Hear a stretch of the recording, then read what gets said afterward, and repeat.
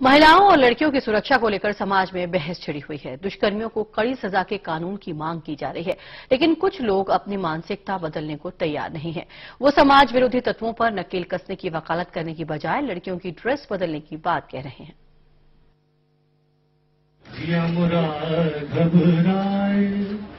बिन बोले रहा न जाए, बिन बोले रहा न जाए, बाबुल जिया मुरा घबराए, बाबुल मोरी इतनी अरज सुन लीजो, मोहे राजा घर ना दीजो, मोहे राजा घर ना दीजो, मोहे राज न करना आए, बाबुल जिया मुरा घबराए। समाज में ये सुर गूंज रहा है।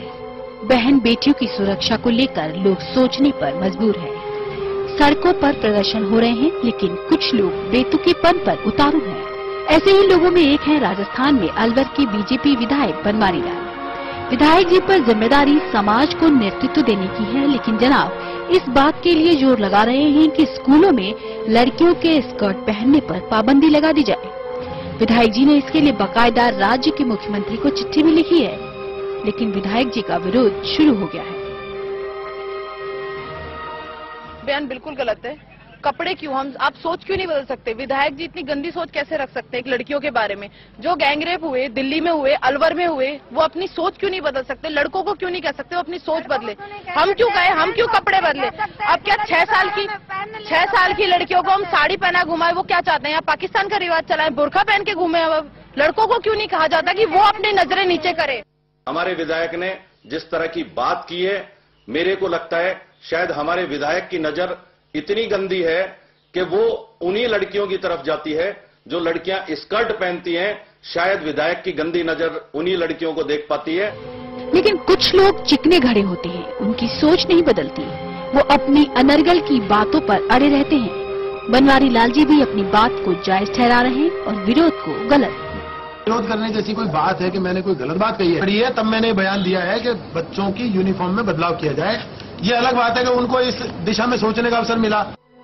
बीजेपी विधायक के बयान पर समाज के हर तबके से तीखी प्रतिक्रिया आ रही है। राष्ट्रीय महिला आयोग ने भी विधायक के बयान को गलत बताया और सवाल खड़े किए। बयान तो अनर्गल है ही, और दुखद इसलिए है कि हम लड़कियों के कपड़ों पे पाबंदी लगाना चाहते हैं।